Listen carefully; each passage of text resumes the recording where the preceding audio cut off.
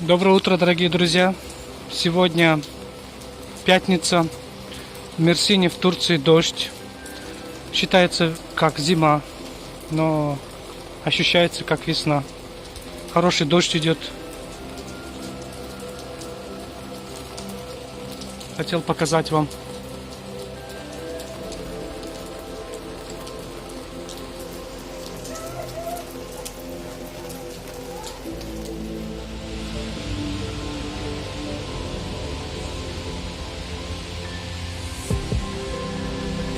Небольшой ветер тоже чувствуется. Видите, как пальма, ветки шелостятся.